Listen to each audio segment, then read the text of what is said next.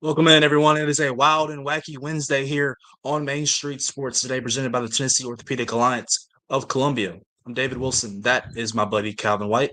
Coming to you from our respective homes for the next 2 hours here as we talk local, regional, and national sports topics. And we're glad to do it on what's turned into a beautiful Wednesday here in the mid-state.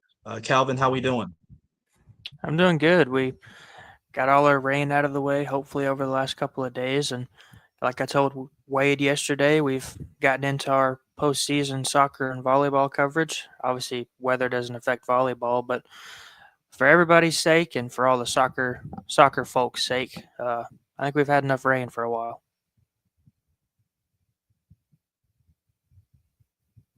I can agree with you there. And as you said, it has been a busy last week and a half. We've hit fall break here in Wilson County for my school, so no football on the docket this week except for one team. Mount Juliet Christian has a home game this Friday night against Glencliff.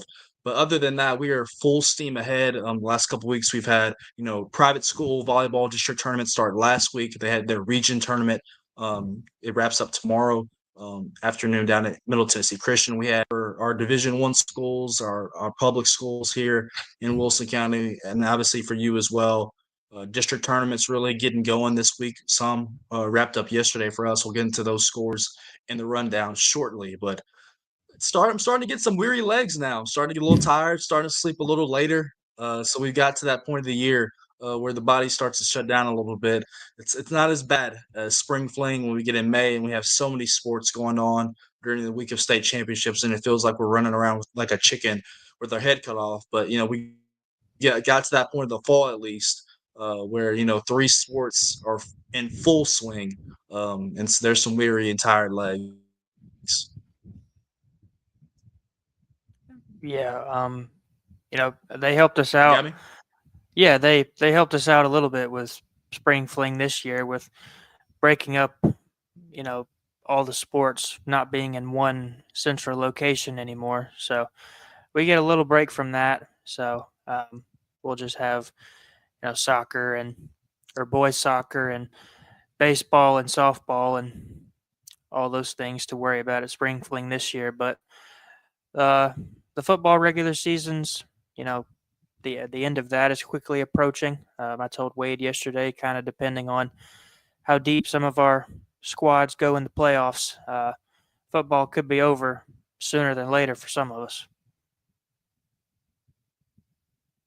Absolutely, that is very much true. Got a good show for you guys today. Excited on this Wednesday afternoon once again on this Wild and Wacky Wednesday presented by the Tennessee Orthopedic Alliance of Columbia. Got a good show. In our second hour, Heather Williams, our friend from East Tennessee of WCYB Sports, will make her weekly pit stop as we continue to push through the NASCAR Cup Series playoffs. We're down to the round of 8 after last week's cutoff race in the round of 12 at the Charlotte Roval. I'm excited to talk to her about SVG's dominant performance on the road course at Charlotte Motor Speedway. We'll also break down the upcoming round of 8 as races to go before the NASCAR Cup Series Championship in Phoenix. That is Las Vegas starting this weekend, and making the trip down to Talladega next week, and then followed by Martinsville before the Cup Series closes its season in the desert. Coming up here in the second hour, or in our segment, excuse me, Drew Hill of the Daily Memphian, kind enough to join us to talk a little basketball, a little NBA, as the Grizzlies have a preseason matchup tonight. We'll talk about that. We'll talk about their upcoming regular season. A lot of changes down there in Grind City this offseason. Desmond Bain gets traded away this offseason. They extend Jaron Jr. Got a new head coach who got his interim tag removed. That's Tuomas Isalo. That's the new man down in charge of the Grizzlies. Also, we'll talk about John Morant, who popped up on the injury report and is going to miss a couple weeks with an ankle injury. So all that and more coming from Drew here in our next segment.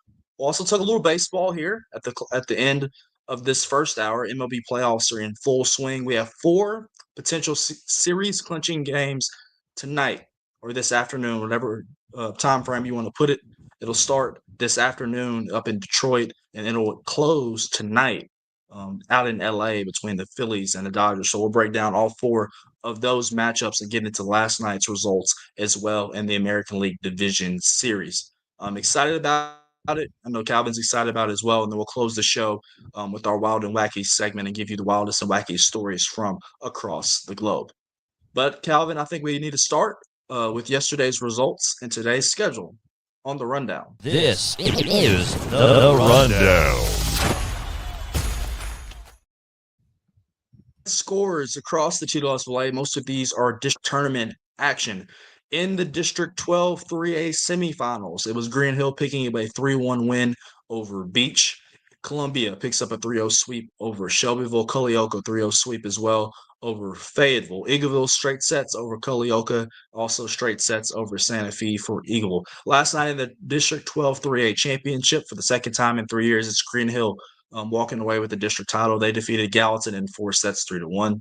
Gallatin advanced to that District 12 3A championship with a semifinal win over Sumner County rivals Station Camp 3-1. It was Lawrence County picking up a 3-0 sweep over Tullahoma. It was Lebanon in the 7 3A finals, or semifinals, excuse me, picking up a 3-0 sweep over Warren County. It was Cookeville defeating Lebanon for the third consecutive year in the 7 3A finals last night at Campbell Brandon Gymnasium 3-1. It was Loretto 3-0 sweep over Lewis County.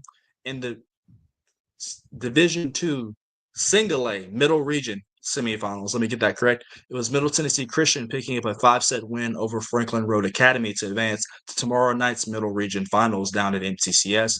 It was Murfreesboro Central Magnet picking up a 3-1 win in 4 sets over Forest. In the other Division II Single A Middle Region final, it was BGA straight set win over Providence Christian Academy tomorrow afternoon. At 7 o'clock. Excuse me. Middle Tennessee Christian, BGA, in the Division II Single A Middle Regional Final. It was Cookeville, 3-0 sweep over Smyrna to advance to their final last night. It was Murfreesboro Central Magnet, 3-2 win over Spring Hill. Summertown defeated Loretto in straight sets, and they also defeated Collinwood in straight sets in district tournament action.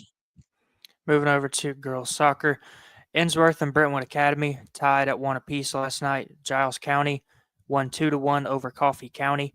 Henry County shut out West Creek 1-0. That game went to double overtime before Henry County won on penalty kicks.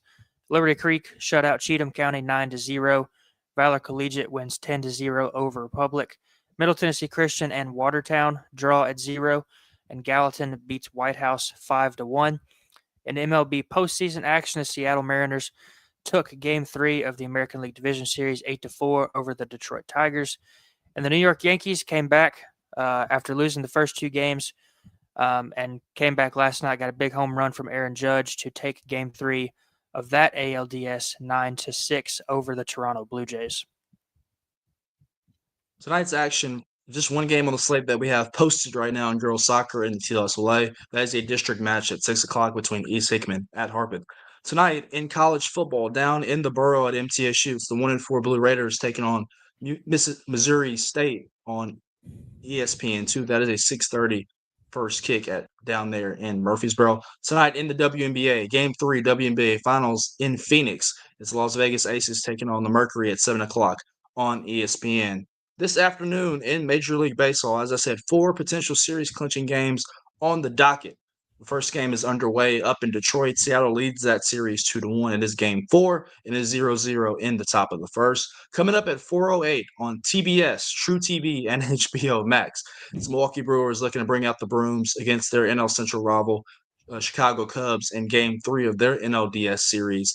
That is Quinn Priester taking on Jamison Tyon in that pitching matchup. Tonight at Yankee Stadium, the Yankees, as Calvin mentioned, staved off elimination last night with a rally against the Blue Jays. They will take on the Blue Jays in Game 4 of their ALDS series tonight in the Bronx. That is a 6:08 first pitch. You can find that one on FS1. And then tonight in the nightcap, 8:08 Central Time out in Los Angeles at Chavez Ravine. It's the Dodgers looking to bring the sweep over the Philadelphia Phillies. That is on TBS, True TV, and HBO Max. That is Aaron Nola versus Yoshitshibu Yamamoto in the nightcap tonight for Major League Baseball action.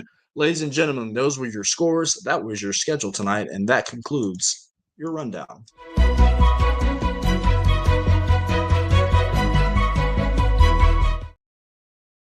Your top story brought to you by the good folks at Piggly Wiggly in Neely's Mill in Columbia.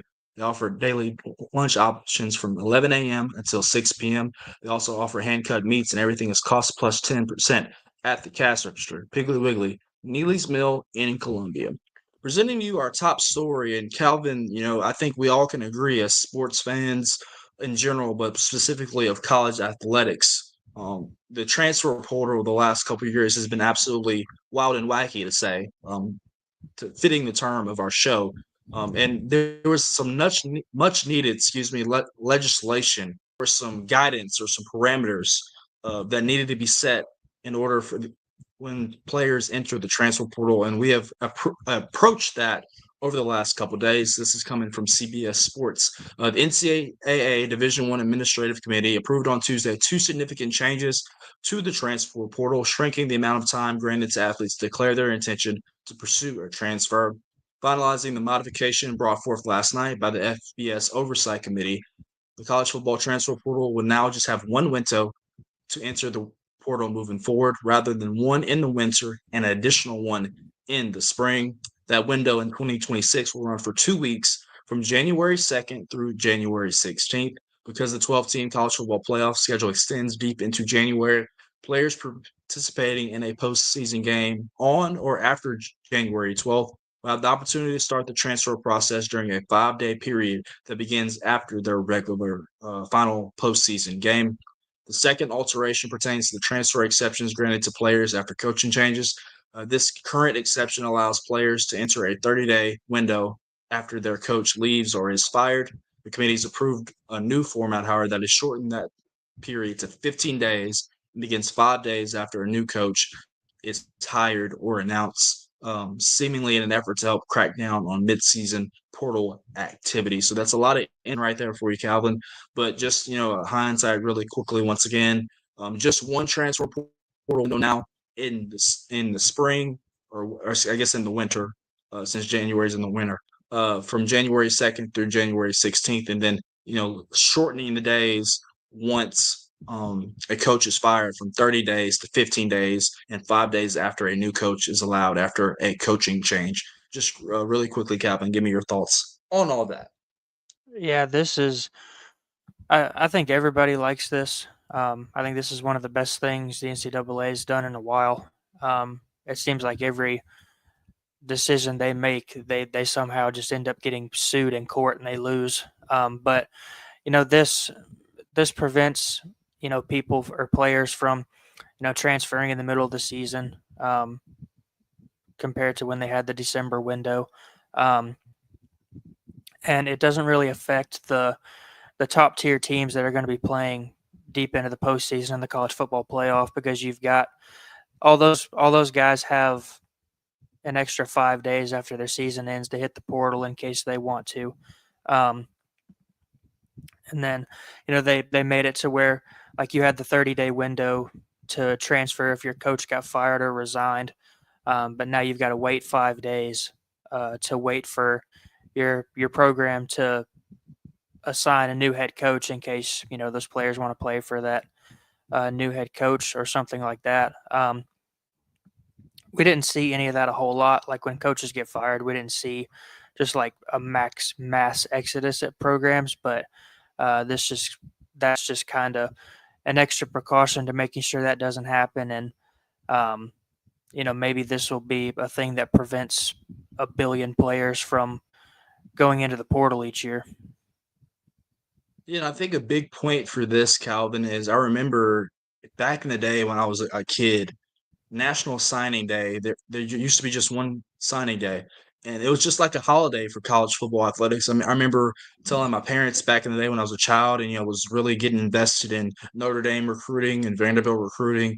You wanted to stay home on National Signing Day and watch all the commits come in. You wanted to see the experts break it down, and with this past transfer portal window, granted all this was before that, you know coaches spent more time really recruiting the transfer portal and trying to keep players from their college roster than going out to sign players from the high school. And so just the world of the college athletics has changed, but I agree that this was much needed. This takes the pressure off coaches trying to, recruit their own roster. They can do actually high school recruiting after their season has come to a close in December. Get those guys in the fold, and then, have the opportunity to deal with and have those conversations with, your current roster players and make the decisions that's best for your group. It's the wild, wild west right now in the transfer portal. It's a lot of craziness and a lot of wackiness. I mean, we've seen players transfer to 2, 3, 4 different schools. I mean, Lord knows how many schools TJ Finley, who's at Georgia State right now, has been on. So it's just a lot of wildness and chaos. And I sound like an old man on get off my lawn, but I just miss the days where we didn't have that much chaos and confusion, where kids stuck it out and honored the kind of maybe the commitment that they made. And the grass isn't always greener on the other side. Just because you hop into the transfer portal doesn't mean that you're going to find a fit for you personally that you're looking for. Now, does it happen for those really good high profile players? Absolutely. But not for everybody. So this was some legislation and some, direction and guidance that was much needed for the transfer portal. So we will definitely see how it works out once it carries over into 2026. Coming up here on Main Street Sports Today, presented by the Tennessee Orthopedic Alliance of Columbia. It's time to talk to our friend Drew Hill down in Memphis as we get ready for some NBA basketball season that's rapidly approaching here at the end of October. We'll break down the upcoming Grizzlies season, talk a little Ja Morant. Heard he has an ankle injury. We'll get to Drew's opinion on that. And a lot of changes up down there in Grind City this offseason. Desmond Bain traded to Orlando. Jaren Jackson Jr. gets a big extension. We'll talk all that with Drew coming up here in our next segment. So stay with us here on Main Street Sports Today.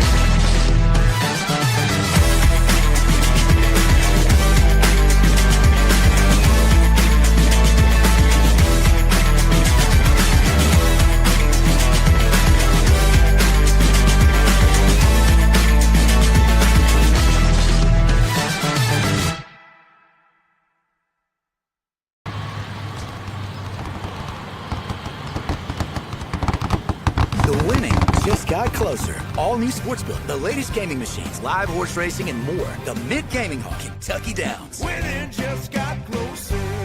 Deep in a forest at Nashville Zoo, new creatures here for you to view. Phantoms graced in black and white swing high in trees of dappled light. In rocky crags, tall and steep, small antelopes with nimble feet. A wise old man with beard of white, a sentry perched on stony height. Amidst it all, a hunter lies, with coat of gold and steely eyes. A new adventure just for you. Leopard Forest at Nashville Zoo. Open now. Busy bee, yeah, busy bee. If you need... Hold on, y'all, hold on. I need to make a call. Hey, this is Brianna with Busy Bee. I'm giving you a call to let you know your technician is on his way. 833.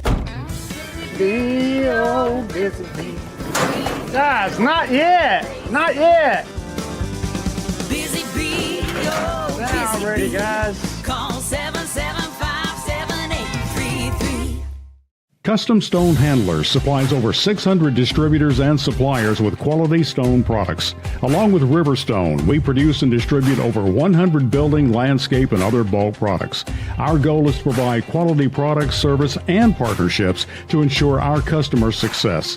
We firmly believe the measure of any person or company is how you treat other people and customers. Give them a call at 931-490-4990 or visit CustomStoneHandlers.com.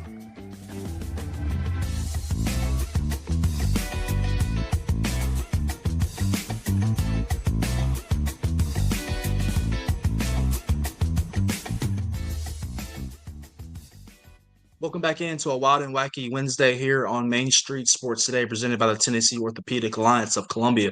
David Wilson, that is my good friend Calvin White. Joining us now down from Memphis on the southwest part of the state. Friend of the show, Drew Hill, kind enough to join us to talk a little Memphis Grizzlies basketball on this Wednesday afternoon. Drew, how we doing? I'm good. How are you guys? Doing well, Good. ready for another NBA season to approach us. Before we get into this version and this iteration of the Memphis Grizzlies, let's put a bow on last year. Obviously, 48-34 season for that group.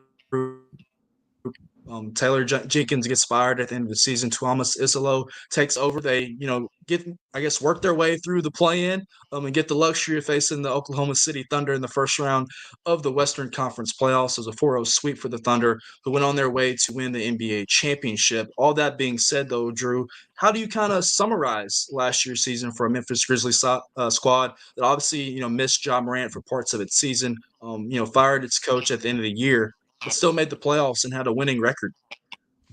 I think it was a mostly disappointing season just based off previous expectations for this team and this roster.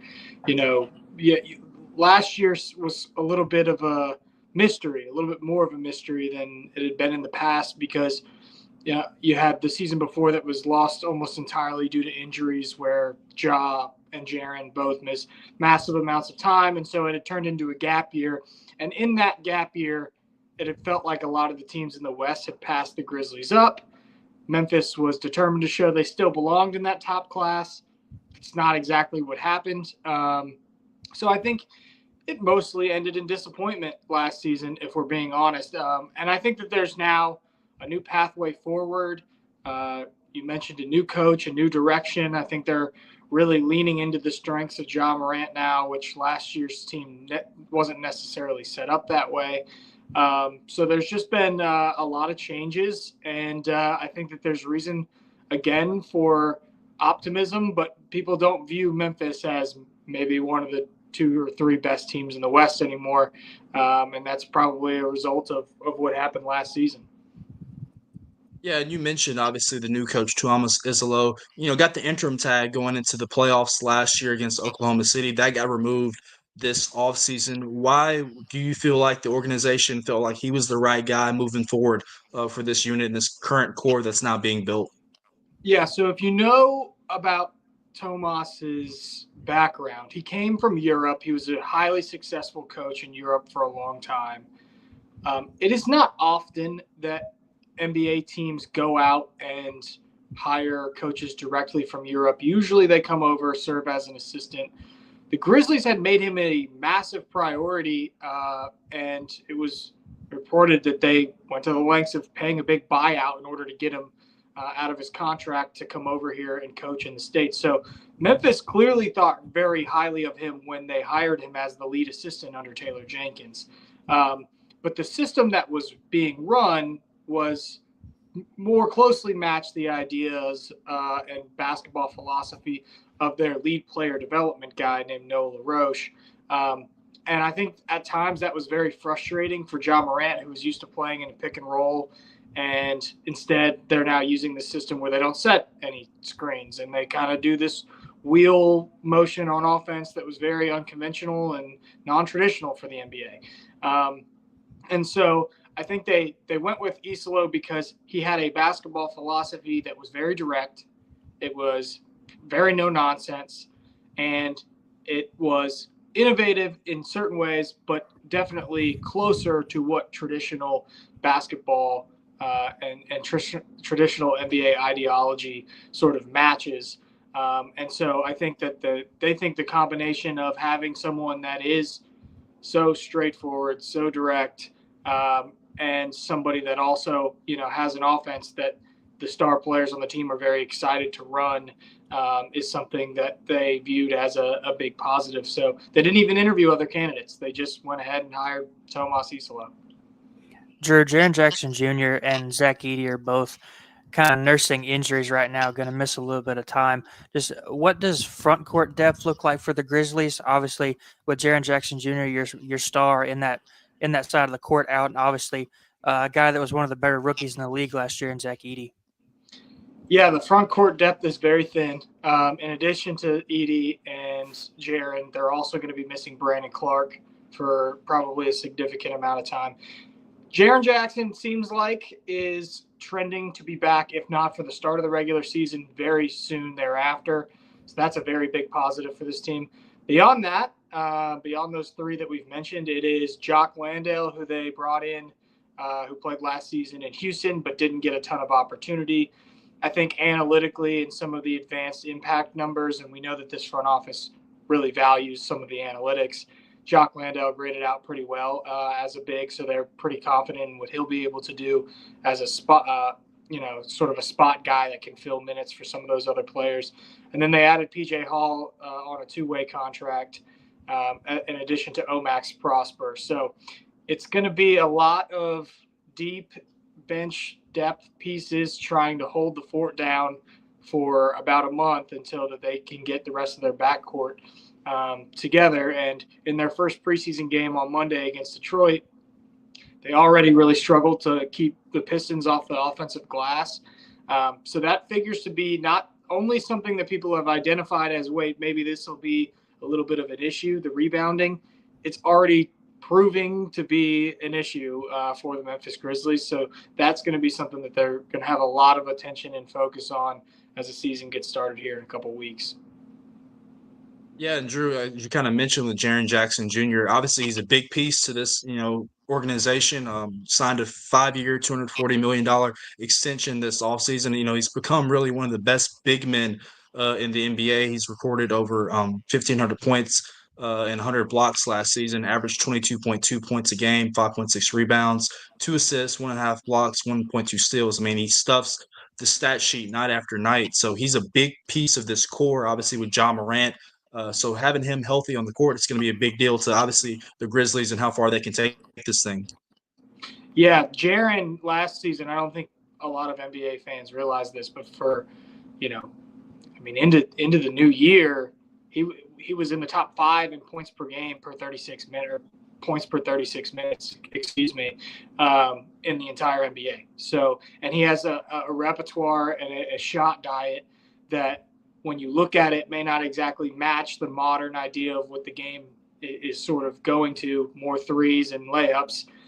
He takes a lot of floaters, a lot of unorthodox shots in the lane, but they're efficient shots when you make them, and he made a lot of them last year. He figures to be very important for this team, as we all know, because he is one of the 2 cornerstones here. But what will be most interesting about Jaren's season is that in the past, he's really become this very good player playing off the dribble, who can create offense for himself.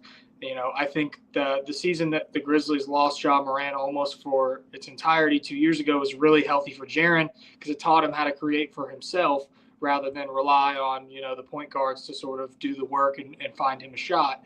And so, Jaren's really grown up that way. Now he's going to be setting a lot of screens. It's going to be a very heavy pick and roll offense. And he hasn't done a ton of that the last 2 seasons. So it'll be really interesting to see if Jaren can develop a 2-man game with Ja Morant, and that they can sort of play together in a screen and roll setting, because as good as both players are, and we know that they're both all-star level players, they haven't really played a ton together in that sort of manner. It's been a lot of my turn, your turn, versus the 2 of them sort of attacking offensively at the same time. Drew, under Taylor Jenkins, defense was rarely the problem with the Grizzlies, but, the Grizzlies, kind of struggled on defense toward the end of last season. They traded for some guys, in the later part of the season, but just going into this year, obviously under a new head coach, what do you think that defense is going to look like this year? Yeah, it's going to be a lot of ball pressure. It's going to be extremely aggressive. And the reason being is that, Isolo is a big believer in pace. He wants to take more shots than the opponent, and he also wants to shoot a higher true shooting percentage, and that's basically the baseline of all of his basketball philosophy. It's the easiest way to score is when the defense isn't back there underneath the rim. So they're going to play a lot of ball pressure. They're going to be extremely aggressive defensively. I think you're going to see the steal numbers come up and that sort of thing, in part because of personnel and in part because of this new style, which is definitely going to be heavy on trying to force turnovers and get into transition, even if it means giving up some more shots. I think the goal is to get the game as fast as they possibly can get it. They were one of the fastest paced teams last year in the NBA. They want to be even faster this year. part of that is trying to get the opponent to shoot quickly too, not just shooting it, in under 7 seconds yourself. But they have better players to be better on defense this year. They traded away Desmond Bane. I figure we might get to that, but some of the players that they brought in, either as a result of that trade or the window of opportunity opened because Bane was gone. They're better defensive depth pieces than what Desmond Bane was. Now, I'm not saying they're better players than Desmond Bane, who's obviously really, really good, but they're more defensive-centric, on-ball perimeter guys versus somebody that can go get you 25 in the box score at the end of the night. Drew Hill of the Daily Memphian joining us here on Main Street Sports Today, presented by the Tennessee Orthopedic Alliance of Columbia. And Drew, you mentioned Desmond Bane getting traded to Orlando this offseason. That was in June for Kentavious Caldwell Pope, Cole Anthony, 4 unprotected first-round picks, and 1 first-round pick swap. Obviously, Desmond Bane was a really high-level player for Memphis throughout his career, averaged 19.2 points a game and 6.1 rebounds and 5.3 assists in 69 games last year. It averaged over 17 points a game in his career while in Memphis. Kind of walk us through the philosophy on, I guess, the Memphis side of this trade, why it makes sense. Obviously, you can understand the Orlando perspective. They were a playoff team last year, what's now a wide-open Eastern Conference, and looking for some shooting. But from the Memphis perspective, why did this trade make sense? This trade was a decision. Well, it really told you a few different things. The first is that Memphis didn't view itself as good enough to compete at a championship level with those 3 players, Ja, Jaren, and Desmond Bane, leading the way. And if you look at what the rest of the NBA has done, it's really been focused on making sure, look at Boston and Oklahoma City, for example. They have so many perimeter defenders and long wings with size and athleticism that helps them be elite defenses in the league. And Desmond Bane was a tremendous player, but that's not what he was. And so I think that this was a bet that out there is a higher end outcome than Desmond Bane. Whether that be 3, as a result of trading away Desmond Bane, you found 1 superstar in the draft, or you found 1 key rotation player in the draft, and you can replace the quantity of Desmond Bane, the quality of Desmond Bane, with the quantity of several other players that make up a better team overall. And so I think that was really what the Grizzlies have preached from the beginning since they decided to pull the trigger on this deal is, it's not just about 1 player on his way out. This is about finding a way that we can reach a higher ceiling than we had with Ja, Jaren, and Dez. And they felt like that they had basically seen how far that team would be capable of going. So they made the decision to retool and to restructure, and we'll see what happens. I mean, the thing that no one talks about, which is really surprising to me, guys, is that the prize possession from that trade, the Grizzlies don't have yet. It's not just about the picks. And yes, they used their own pick and Orlando's pick to trade up and take Cedric Coward this year. They have Phoenix's first-round pick unprotected this year as a result of this trade. Who knows how good or bad the Suns are going to be this year? I think a lot of people think that they'll be very bad. That seems like it's the true prize possession from this Bane trade. And so there will be a lot of people in Memphis cheering for the Grizzlies this year. There's also going to be a lot of people in Memphis cheering very hard against the Phoenix Suns this year, especially with what they say is a pretty loaded draft class at the top for this coming season. Drew, especially with injuries right now, how much do guys like Gigi Jackson and Vince Williams and Jalen Wells and all those guys, how much do those guys have to step up, especially in this early part of the season? Yeah, it'll be interesting, Vince Williams and Gigi, to see how much run they're going to get. I think that there's some sorting that the team's going to have to do out on the wing. I think if you were predicting a starting backcourt right now on opening night, you'd assume Ja will likely be back. It'll be Ja, Jalen Wells, and Kentavious Caldwell Pope. And then behind them, really, there's a big mix of players. There's Scottie Pippen Jr., there's Ty Jerome. Right there, you've already named 5 different players that can play in the backcourt. So I'm very fascinated to see what opportunity Gigi Jackson's going to get, what opportunity Vince Williams Jr. is going to get. But I think, we all know that, especially with Zach Edey out, it's like all those guards, it's going to be very critical and important that they step up and rebound. And you did mention Vince. Vince has been one of the best rebounding guards in the NBA over the course of his very young career still.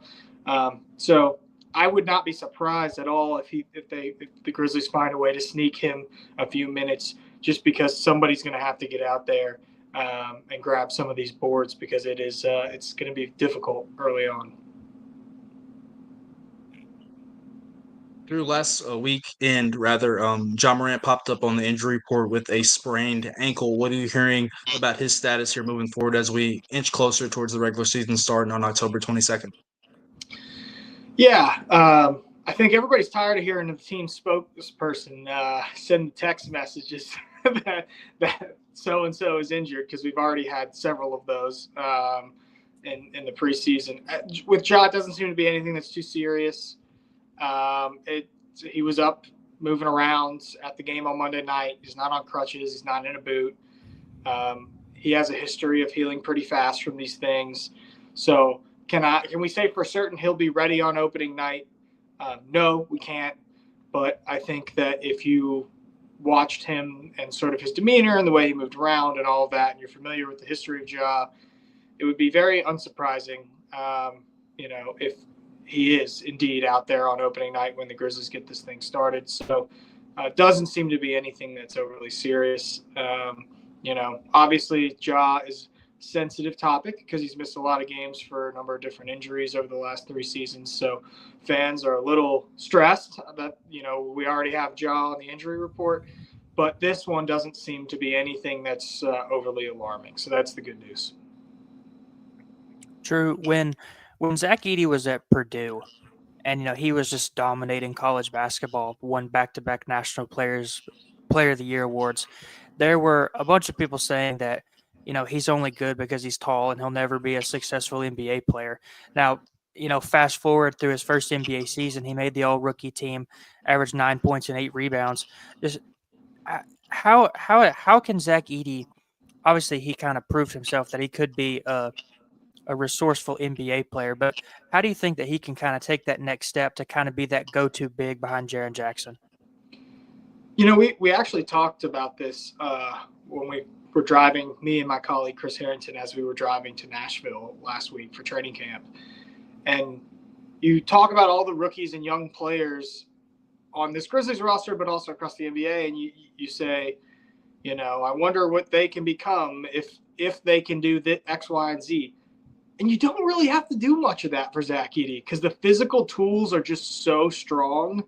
He's so big, physical. He's such a good rebounder. Like, that stuff isn't going to go away. I mean, really the only question I think going into the season is the ankle, right?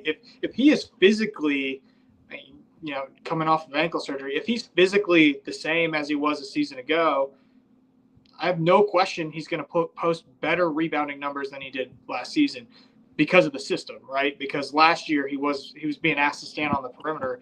This year that's not going to be the case. So, what can he do to go to the next level? I'm not even sure, because I think the things that they're going to ask him to do is the stuff he already does well. I would be really surprised. Again, I think it all depends on the ankle.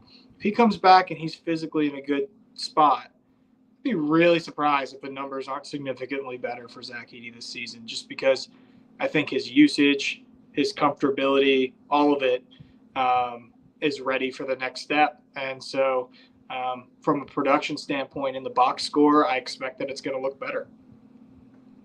We're going to wrap you up right here and put you on the hot seat a little bit and let you dive into your crystal ball. When we're talking at the end of this upcoming season, rather, where do you see this Memphis team in the last couple of weeks of the regular season? Are they a team that's fighting to get in that postseason tournament, or do you kind of see themselves on the outside looking in? I think Memphis is a playoff team. I think they're on the fringe of the playoff and the play-in. I think that they're going to be in the 6, 7, 8 range. The top of the West is just too strong. It's so good. We'll see what the Rockets end up being. I think they're they have a big need at point guard, and their backcourt depth isn't that great. So, maybe there's a couple teams that take a step back. But you'd expect, Denver's going to be in there. Minnesota's going to be in there. OKC is obviously the huge favorite. So I can't put Memphis quite into that tier, but I think they're in the tier right below. So I think at the end of the year, they're fighting to get into that 6th spot and avoid the play-in tournament. And that's sort of, a pretty realistic expectation for this team. That's Drew Hill of the Daily Memphian. You can follow him on X at DrewHill_DM. Drew, we appreciate you taking some time on your Wednesday to join us. Look forward to catching up with you here in the next couple months. Yep. Thanks, fellas. See ya. All right.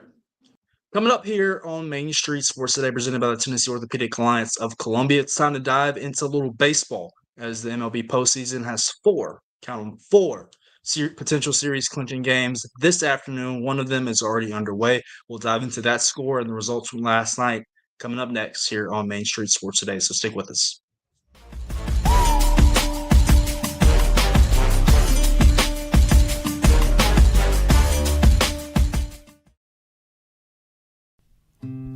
Columbia Power and Water Systems is dedicated to bringing our customers reliable, local service. Whether you're turning on a light switch, your faucet, or streaming on TV, our dedicated team members from here in Murray County work every day to keep you on. If you need us, call us 931-388-4833 or visit cpws.com. CPWS, local service, local support.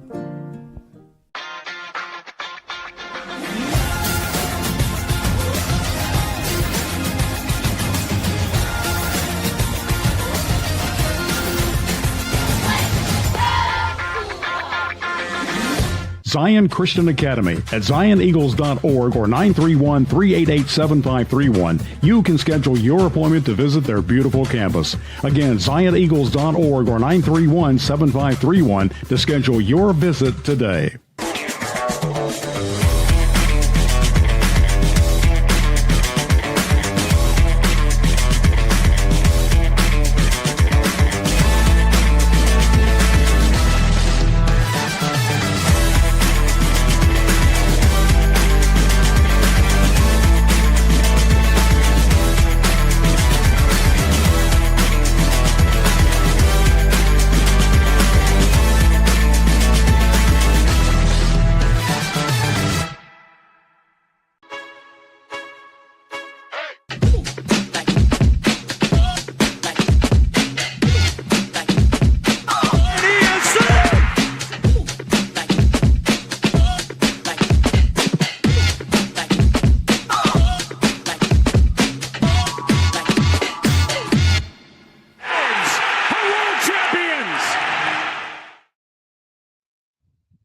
This day in Braves history, October 8th, 2020. The Braves tossed their 4th shutout in 5 postseason games to sink the Marlins in the National League Division Series in Houston's Minute Maid Park. Atlanta defeated Miami 7-0, including a 3-game sweep behind Kyle Wright's 6 innings of work. Wright struck out 7 batters and passed the baton to A.J. Minter, Jacob Webb, and Shane Green to complete the fish fry. Atlanta scored 3 runs in the 4th, 1 in the 5th. 3 runs in the 3rd, 1 in the 4th, and 2 more in the 5th to advance to the National League Championship Series, where they would go on to face the Los Angeles Dodgers. That was this day in Braves history. October 8th, 2020. Calvin, I remember this day vividly. I was sitting on my couch in college watching the Braves win that game on Fox Sports 1 at the time. And, that was really kind of the first instance where Kyle Wright, the former first-round pick out of Vanley, you could see it click for him, and he would go on the next season, I believe, to win 21 games and be a really big part of the Braves rotation. Obviously, now he has departed, but I think that was really one of the moments where it clicked. And, for us young Braves fans, I'm going to put you in that category as well as me, we had not seen the Braves had a lot of postseason success since the late 90s and maybe the early 2000s where they, won a couple series. It was very bleak postseason, and there was a lot of quick exits in the postseason for the Braves. We saw it. They first kind of started making the run. They ran up against the Dodgers with those baby Braves with Brian Snicker. They fell in the 2019 NLDS to the Cardinals, where you felt like they were the better team. I mean, heck, the Braves, they led the series 2-1. They had Josh Donaldson, Dallas Keuchel, a young Ozzie Albies. Mike Soroka was pitching really well. You had Mike Foltynewicz. You thought that those Braves teams could, break through and make a run to the National League Championship Series or even the World Series. It was this Braves team in 2020. Obviously, a COVID shortened season, no fans in the stands for the wild card series against Cincinnati. No fans in the stands for the NLDS in Houston. Now, there were fans in the stands, just a few, for the championship series in the National League in Arlington. We want to talk about that end result where the Braves were up 3-1. And let the Dodgers come back. But, this was kind of the turn where you could see that the Braves, maybe those postseason demons were behind them. Yeah, Wade and I talked about this yesterday. This day in Braves history yesterday was 2 years prior when Ronald Acuna Jr. hit the grand slam off Walker Buehler in the 2018 divisional round. And, they ended up losing that series to the Dodgers. That was, just the first of many postseason heartbreaks over these last couple of years that the Dodgers handed the Braves. And then that next year, like you mentioned, against the Cardinals, that was, when the Cardinals put, I think, 11 or 12 runs on the Braves in the first inning of, in the first inning of what, if I remember correctly, ended up being the game that eliminated the Braves. It was decisive game 5. Yeah. Yeah. So, and that's also what I told Wade yesterday was it's hard to believe that Marcell Ozuna has been a Brave for 5 years already after he just tormented the Braves in that series in 2019 for the Cardinals. But what's ironic about it is the one time the Braves actually broke through in 2021, they weren't even that great of a regular season team. They just got hot at the right time and just kind of mowed everybody down on their way to the World Series, where they beat the Astros, who had just done their fair share of mowing through people in baseball over the last couple of years. But, we've talked about it over the last couple of weeks. Braves are going into next year with a new manager, whoever that may be. Hopefully everybody's healthy by the time the season starts. And, it just kind of felt like the players that were healthy this past year just had season-long slumps. Like Ozzie Albies never really got it going for a significant amount of time. Austin Riley never really got it going. Didn't get much production at all out of the shortstop spot all year. So hopefully the Braves can, rebound, get healthy, and put up a good season next year under a new manager. Yeah, you made a really interesting point. The 2021 team won 88 games in the regular season.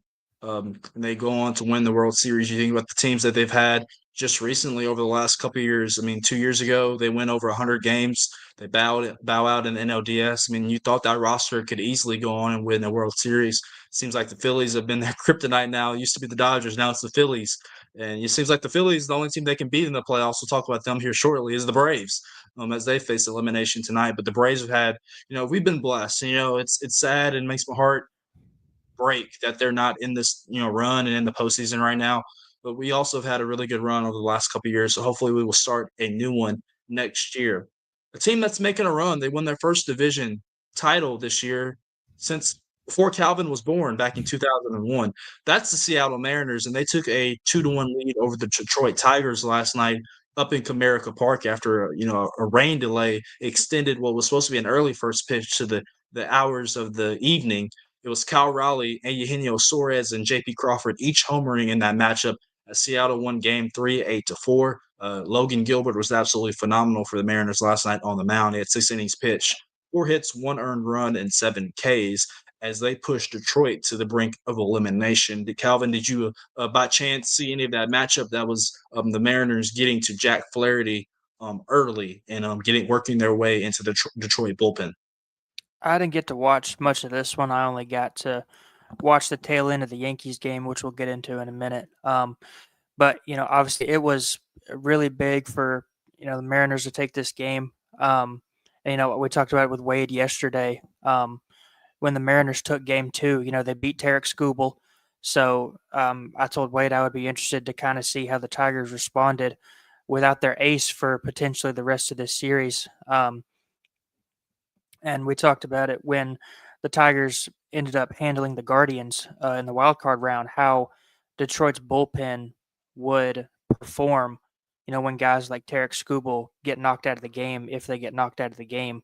And so, I mean, Seattle was one of the best teams in baseball all season long. Cal Raleigh is in the MVP conversation, more than likely, I think, going to win it at this point. But Seattle's up 2-1 now, and Detroit's got to find a way to, limit the runs without Tarek Skubal. Right, absolutely, and obviously it's a duh statement, I'll say, but like it's a big game for Detroit right now. Not only is your season on the line, but that in Game 5, Tarek Skubal is lurking for a potential winner take all in Seattle. In your mind, you still feel really good, even though it's a Game 5 on the road with your ace on the mound, thinking that Seattle cannot beat him twice, and then vice versa. The sense of urgency right now for Seattle as they are leading 1-0 in the top of the third against Casey Mize with Bryce Miller on the hill for the Mariners. The sense of urgency to get this done today in Detroit and not have to go home and face Tarek Skubal, that's a big deal. You also rest your pitching for the potential American League Championship Series. We'll get into the series on the other side between Toronto and New York here in just a moment. But it's a big deal for both teams. Seattle, you want to get it done today. Yes, you would have Game 5 up in the Pacific Northwest, but you would have to face Tarek Skubal, who is arguably, with Garrett Crochet, one of the best left-handed pitchers in baseball. So it's a sense of urgency on both sides. There's no sleeping right now for Seattle, even though you do have a lead and you have the potential to go home. You want to put that nail in that coffin tonight. A team that didn't put the nail in the coffin, and they were close last night, was the Toronto Blue Jays. They were up 2-0 going into the Bronx last night and built an early lead, a 5-run lead in their matchup in Game 3 against the Yankees. But it was the Yankees coming back to defeat the Blue Jays 9-6 to extend that series to a Game 4 tonight in New York. Aaron Judge, who's also in that MVP conversation with Kyle Riley, hit a game-tying 3-run home run in the fourth. Jazz Chisholm hit the go-ahead shot in the fifth. And the Yankees were able to deploy their bullpen as Aaron Boone needed down the stretch to defeat the Blue Jays in Game 3. Toronto was 39-0 in games they led by more than 5 runs in this season. They got their first loss in that case last night. So obviously a big win for the Yankees, Calvin. Their backs were firmly against the wall. Aaron Boone has probably heard the chatter about his job security so much over the last couple weeks. And so the Yankees, gutted it out per se. And extended their season another day. Yeah, and Toronto scored 29 runs in the first 3 games of the series. Just put an absolute beating on the Yankees in the first 2 games, and Aaron Judge kind of put a little. He kind of quieted the non-clutch rumors last night. With the big home run in the fourth, that just barely nicked the foul pole to knock the game up, and after Vladimir Guerrero Jr. hit the monster grand slam in the second game, the Yankees found a way to at least stave off elimination for another game. Obviously, every game is must win at this point, but Seattle looks hot right now, especially on offense. Yeah. So as we mentioned, 4 potential series clinching games this afternoon and tonight in Major League Baseball. We mentioned the current game underway on Fox Sports 1. That is where you can find it. Seattle Mariners leading the Detroit Tigers right now, heading into the bottom of the third. It's Seattle 1-0. Bryce Miller on the mound for the Mariners. He's tossed 2 innings so far with 1 hit and 1 strikeout. Casey Mize has the ball for Detroit. He struck out 6 through the first 3 frames, but surrendered a single to Dominic Canzone, who scored Josh Naylor in that matchup to give the Mariners a 1-0 lead. Coming up here shortly, we'll dive into the National League Series now. It's the Brewers looking to complete the sweep over their NL Central rival Chicago Cubs up on the north side of Chicago at Wrigley Field. That is Quinn Priester taking the ball, former Nashville Sound, taking on Jamison Tyone tonight. And, the Brew Crew, Calvin, they won 97 games in the regular season. They were just consistently one of the best teams in baseball. Not a lot of big names on that team. Jackson Cherio is going to be a budding superstar. Andrew Vaughn has came out of nowhere, former Nashville Sound once again, been phenomenal. Bryce Terang, Sal Frelick, William Contreras was an all-star. They don't have a bunch of huge names nationally, but Pat Murphy's group just continues to get it done. Yeah, and they score a lot of runs, but they don't do it with a lot of home runs. They dink and dunk you everywhere. It feels like it always feels like whenever they need a big hit, somebody's always willing to just bloop one in there and score some runs. And their pitching's been really good all year. I believe they had a couple bullpen arms hurt toward the end of the regular season. But like you said, they for the last month or two of the regular season, they were pretty easily the best team in baseball. And right now they're playing like it against another team that really dominated throughout the year in the Cubs. Yeah, I mean the Cubs have had a great year. It's just that dynamic is so interesting. Obviously, Craig Counsell, their manager, former Milwaukee manager, they absolutely despise him. The Cubs have a really good team. Obviously, Pete Crow Armstrong was an All Star. I mean, obviously they have Dansby Swanson, former World Series champion with the Braves, former NCAA champion here at Vanderbilt locally. They have a lot of really good players. So the Cubs are definitely not going to go down without a fight. Their starting pitching has really let them down. Obviously, Matthew Boyd couldn't make it out of the first inning the other day up in in Milwaukee. So we will see how the friendly confines of Wrigley Field treat the Cubs, who are definitely going to have their backing of their home crowd. We mentioned up in New York, Game 4 tonight in that American League Division Series between the Blue Jays and the Yankees. Really quickly, that is Lewis Farland taking the hill for the Blue Jays, who are looking to work their way back, to the American League Championship Series, and it's Cam Schittler for the Yankees on the bump, who are looking to extend this series back to north of the border and go to Toronto for a decisive Game 5, where I would assume they would have Max Fried in line, ready to go and waiting. And in the nightcap tonight, last but not least, a very much anticipated series. This was something that I was eyeing when the postseason scenarios came out several weeks ago, and we started playing the matchups. I think there was no doubt that the most interesting and entertaining division series was going to be the possibility of the Phillies and the Dodgers, and we got it. It was the Dodgers coming back in Game 1 and steal it up at Citizens Bank Park. They held off the Phillies in Game 2. So the defending World Series champions take a 2-0 series lead back to Chavez Ravine in the City of Angels tonight. It's the Phillies giving it to Aaron Nola with their season on the line, and the Dodgers handed it to Yoshitshibu Yamamoto, who is a nice person definitely to hand it off to in a potential game series or a series clinching win. Obviously, the Dodgers have flexed their muscle here, Calvin, in the series. It's been everybody really. Freddie Freeman's got it done. Teoscar Hernandez with a big 3-run home run in Game 1. Mookie Betts has really kind of started to swing it. They've had timely defense. They've deployed Hiroki Sasaki out of the bullpen, the rookie who's missed a lot of time. So it seems like the Dodgers, they were your NL West champion, but they only had the third best record in the National League behind the Brewers and behind the Phillies. But they are a juggernaut when they get things going and everybody's healthy.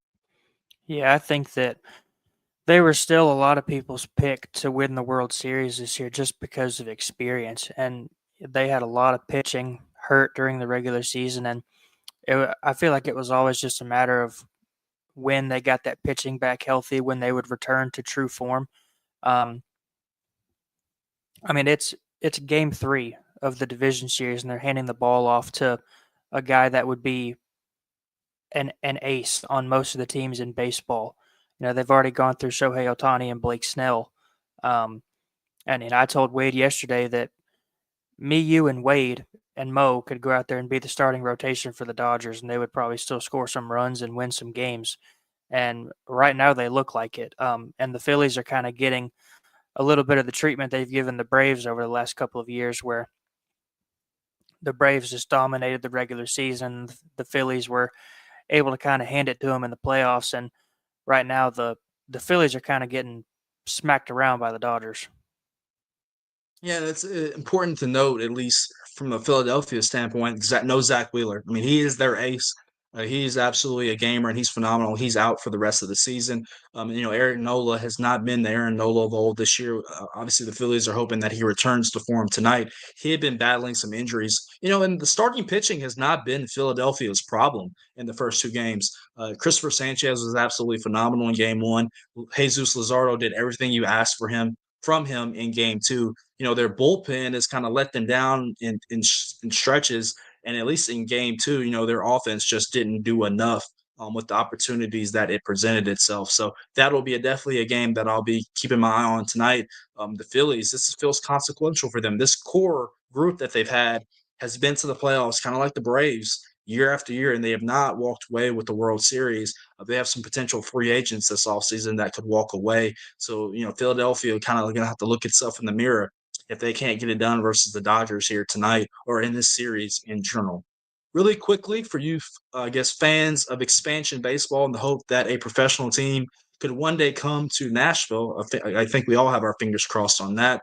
Yesterday, the new owners of the Tampa Bay Rays met with the media, and they are promising to rebuild repair hurricane-damaged Tropicana Field down there in time for next season. And they're also beginning a search for a new ballpark in the region beginning in 2029.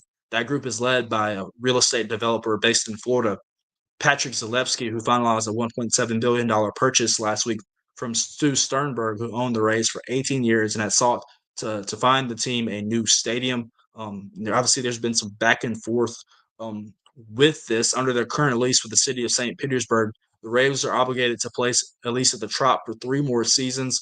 The mayors of both Tampa Bay and St. Petersburg attended the news conference yesterday. The Rays in March withdrew from a $1.3 billion project to construct a new ballpark stadium adjacent to Tropicana Field in St. Petersburg, citing the hurricane and delays that likely drove up the proposal's cost. This past season, they played in the New York Yankees spring training facility, George Steinbrenner Field. So that's some news there. Obviously, we're hoping that we can get an expansion team here in Nashville in the foreseeable future. That is definitely something I would assume that is on Rod Manfred's list, at least have 2 expansion teams coming moving forward. Coming up here on Main Street Sports Today, presented by the Tennessee Orthopedic Alliance of Columbia, as we close our first hour and have entered our second, we'll dive into the latest edition of the Grab Bag as we have some news and notes across the world of the NFL and some college football. So stay with us as we enter our second hour.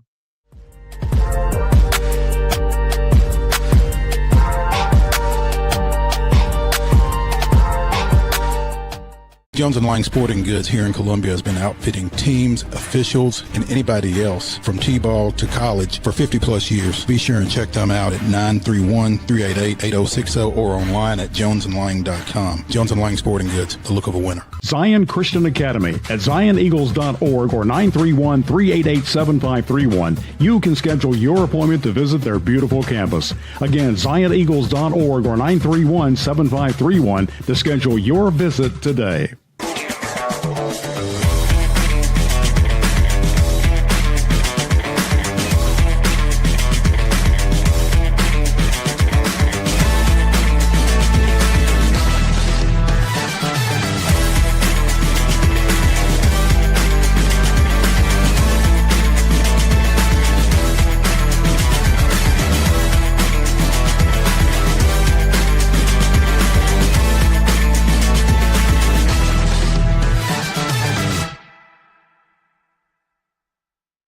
Is your internet slowing you down?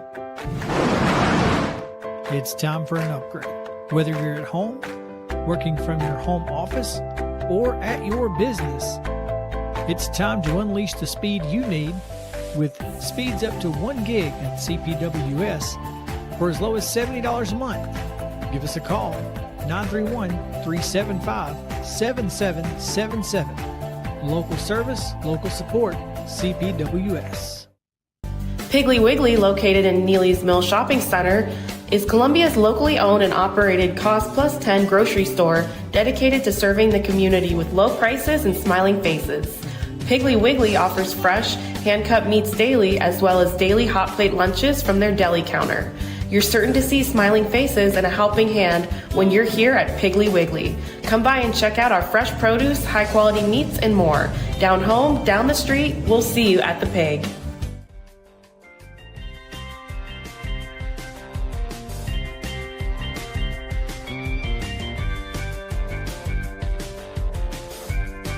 Welcome back in. It's Wild and Wacky Wednesday here on Main Street Sports Day, presented by the Tennessee Orthopedic Alliance of Columbia.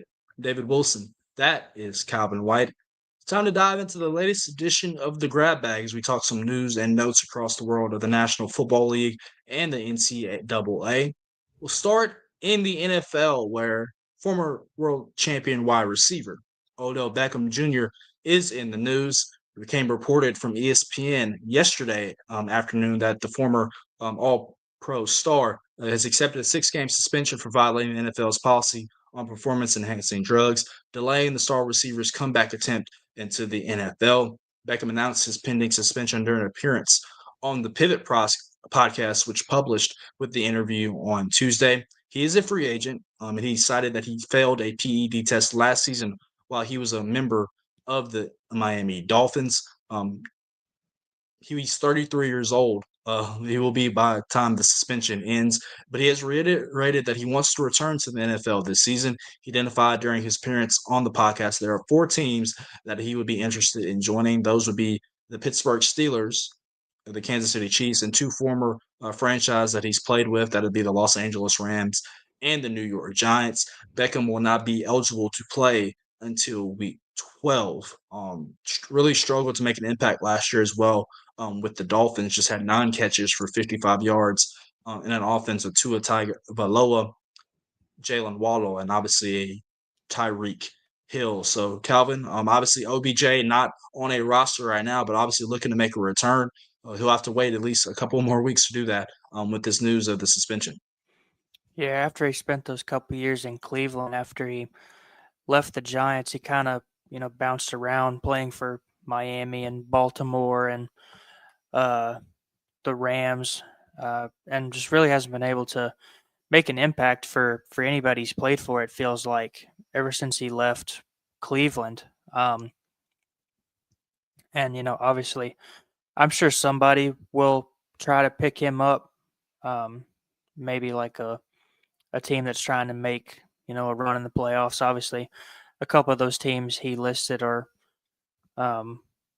probably going to, at least have a shot at the playoffs, like the Rams, Steelers, maybe. I don't think a lot of people would put the Giants in the playoff picture right now, but I guess I kind of understand that. That's where he started his career. He was a 3-time All-Pro in New York. So there's worse places to be than New York. There are. And, he's not playing for free. He's going to get paid wherever he goes. So wherever he wants to go, and if somebody wants to pick him up, we'll see if he can produce.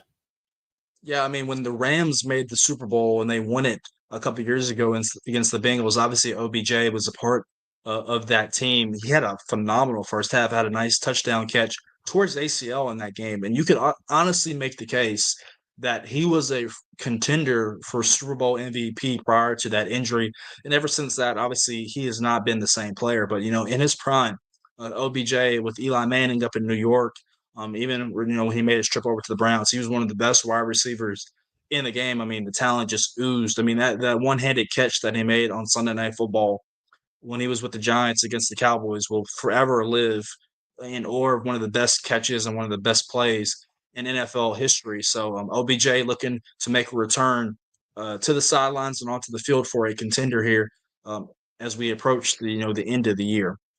Transitioning to the world of college football, obviously there has been a lot of news, and most of it not good. What's going on over there in Chapel Hill, or as they say, Chapel Bill, with former Patriots head coach Bill Belichick?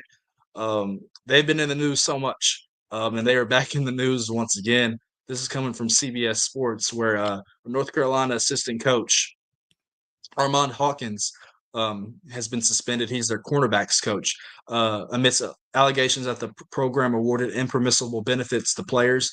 This is coming also from the Athletics' Bruce Feldman. Among the alleged extra benefits were sideline passes given to player's family members, which is in violation of NCAA rules. Hawkins' suspension is the latest bit of turmoil inside the UNC program, which has been much maligned with a 2-3 start to the Bill Belichick era. We can't forget that beatdown they took in the first game against TCU on ESPN with, I guess, College Game Day, and specifically there. Hawkins joined the Tar Heel staff ahead of the season, coming by way of Washington, where he was a defensive analyst under UNC defensive coordinator Steve Belichick. That's Bill's son, excuse me. He's in the first season as a position coach after holding recruiting positions and analyst roles at Washington, Arizona, Colorado, and USC. So UNC, Calvin, once again back in the news, not for the right reasons.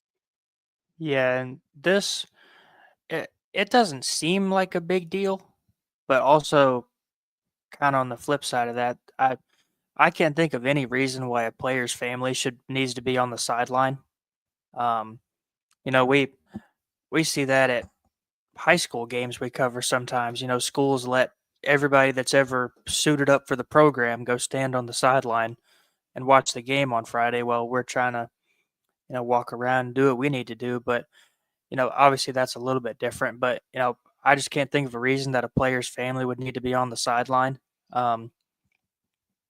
And obviously that's against the NCAA rules, but like you said, that's just kind of another little note in a really bad season for North Carolina that's getting publicity for all the wrong reasons.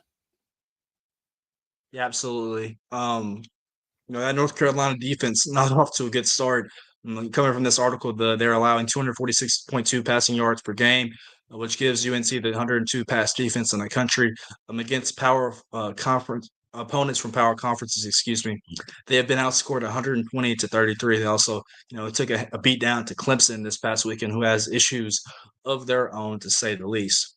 Moving back to the world in the NFL, to America's team and America's, I guess, favorite owner, that would be Jerry Jones of the Dallas Cowboys. If you guys have not seen his documentary on Netflix, it is definitely worth a watch, to say the least. You will get to know even more about Jerry and his, run the America's team, the Dallas Cowboys. I don't know if anybody watched their victory, their 37-22 win over the New York Jets. That was on Fox here locally, which improved the Cowboys to 2-1 on the season. Well, Jerry was caught on video giving fans the middle finger, Calvin. He stuck it out and made an obscene gesture to some fans, which would cost him $250,000 fine, according to CBS Sports Insider Jonathan Jones, who said Jerry will appeal the fine. He gave the fans the middle finger from his luxury box at MetLife Stadium. Jones received questions Tuesday about the incident during his weekly radio appearance on 105.3 The Fan in Dallas. He insisted that this was simply a mishap on his part, where he's trying to give Cowboys fans in front of him a thumbs up and point after a late touchdown, and simply raised the wrong finger. Jones said that was unfortunate. That was an exchange with our fans out in front of us. There was a swarm of Cowboy fans out in front, not Jets fans, Cowboys fans. And the entire stadium was brimming with enthusiasm of Cowboys, and certainly late in the game. And that was inadvertent on my part. That was right after we made our last touchdown, and we were all excited about it. There wasn't any antagonistic issue or anything like that. I just put up the wrong show on the hand, but that was inadvertently done. And if I'm not kidding, if you want to call it accidental, you can call it accidental. Accidentally flipping the bird. Yeah, no one gives the middle finger by accident, especially when you're trying to, give a thumbs up. It's a lot easier to give a thumbs up, I feel like, than, going through all the effort to flip somebody the bird. But, $250,000 is, pocket change for Jerry Jones. And, if anything, this makes the news and we can have a laugh at it like we are right now. I mean, if he wants to donate $250,000 to me, I would appreciate it. I mean, I would gladly take all the fines that they hand out in the National Football League. I really do wonder where it goes to. Hopefully, it goes to a good cause, maybe a charity or something. I would have to do some research on that where all those fines go. But if that's not the case, I mean, they can gladly donate it to the show. We would definitely appreciate it, and put the money towards good means. Staying in the NFL, this is a game that I visibly watched on Sunday from a friend's couch, and I watched this play, and particularly it was the Tennessee Titans. I know you all saw it, who were trailing against the Arizona Cardinals, where Cardinals running back Amari DeMercado ripped off a long run, which is going to be perceivably a touchdown and a backbreaker against the Titans and send them on a continued losing streak until he dropped the ball, I guess mistakenly. It has to be a mistake. Just inches short of the goal line where it goes through the back of the end zone and it's a touchback. Well, head coach Jonathan Gannon, who's in his second season up in Arizona, had some words in an exchange with DeMercado on the sidelines on Sunday. Kind of bumped into him, made some contact with him. I don't know if a bump is the right word. Made contact with DeMercado on the sidelines. Clearly out of frustration for what had happened. And that head coach, Jonathan Gannon, has now been fined $100,000 for his altercation on the sidelines. Gannon will not face further discipline from the league. This is coming from the NFL in a statement on Tuesday. We have been in contact with the NFLPA and the club, which have addressed the matter. There is no further action needed. As I mentioned, this was a 72-yard touchdown run that would have put the Cardinals up 28-6 in the fourth quarter. Instead, it was a fumble turned into a touchback in the end zone to help the Titans pick up their first win and snap a 10-game losing streak with a wild 22-21 win in Arizona. Calvin, did you see this play? And give me your thoughts. I mean, obviously, I would be pissed. Any head coach, any coach, position coach, players are pissed. I mean, how many times have we seen this play out, whether it was in high school, college, or pro? Just take the ball across the goal line and hand it to the official. Yeah, and Wade and I talked about this yesterday with Steve Lehman.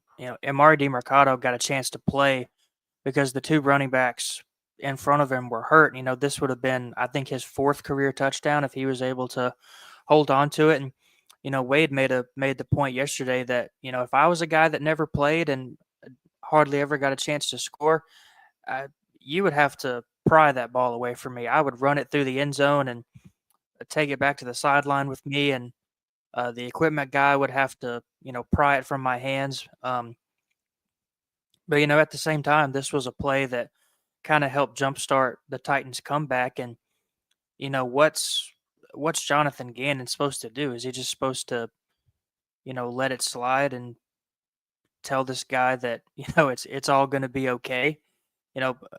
Wins are hard to come by in the NFL, and the margin for error between winning and losing is pretty small a lot of times. And anytime you have a chance to build the lead, I would you want to take it. And this was a play that directly impacted the game and helped the Titans jumpstart their comeback. And now Arizona's they lost to one of the worst teams in football this past week.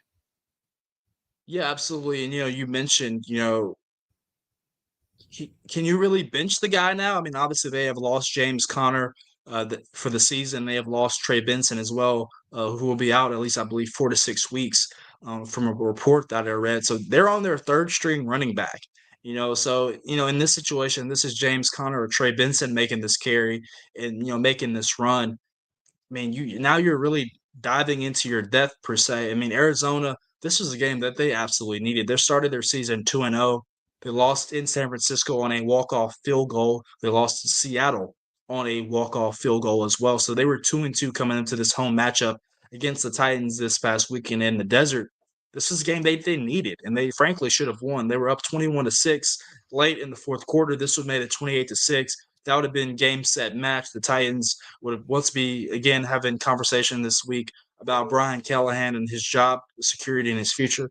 And now it completely turns. The Titans pick up their first one of the season, and they seemingly have some momentum headed now to Las Vegas against another team that struggled this past weekend up in Indianapolis. So just a complete 180 and how an inch, a yard makes the difference between a win and a loss. And I was at a buddy's house watching this game, Calvin, as I told you. I knew after this moment, I told him, I said, the Titans are going to win this game.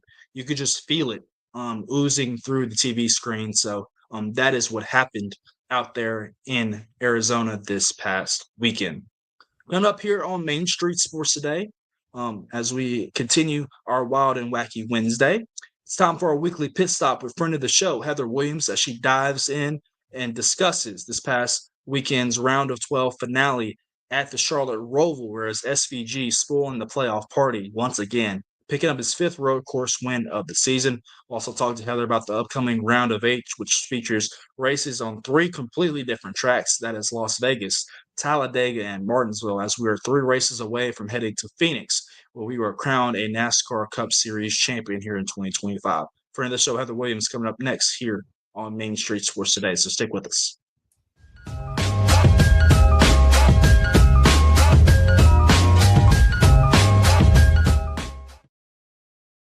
Deep in a forest at Nashville Zoo, new creatures here for you to view. Phantoms graced in black and white swing high in trees of dappled light. In rocky crags, tall and steep, small antelopes with nimble feet. A wise old man with beard of white, a sentry perched on stony height. Amidst it all, a hunter lies, with coat of gold and steely eyes. A new adventure just for you.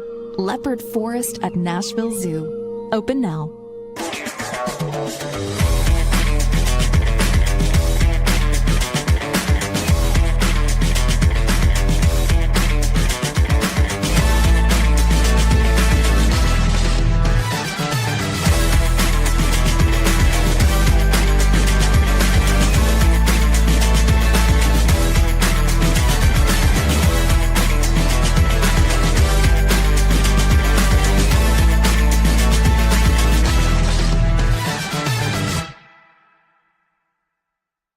Jones & Lang Sporting Goods here in Columbia has been outfitting teams, officials, and anybody else from T-ball to college for 50-plus years. Be sure and check them out at 931-388-8060 or online at jonesandlang.com. Jones & Lang Sporting Goods, the look of a winner. Piggly Wiggly, located in Neely's Mill Shopping Center, is Columbia's locally owned and operated Cost Plus 10 grocery store dedicated to serving the community with low prices and smiling faces. Piggly Wiggly offers fresh, hand-cut meats daily, as well as daily hot plate lunches from their deli counter. You're certain to see smiling faces and a helping hand when you're here at Piggly Wiggly. Come by and check out our fresh produce, high-quality meats, and more. Down home, down the street, we'll see you at the Pig.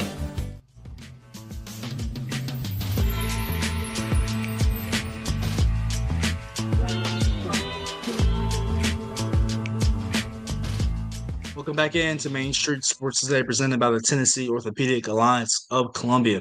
I'm David Wilson. That is Calvin White. Joining us now for her weekly visit here on Main Street Sports Today, it's Heather Williams of WCYB Sports out in East Tennessee, joining us via audio and on the phone. Heather, how are you doing?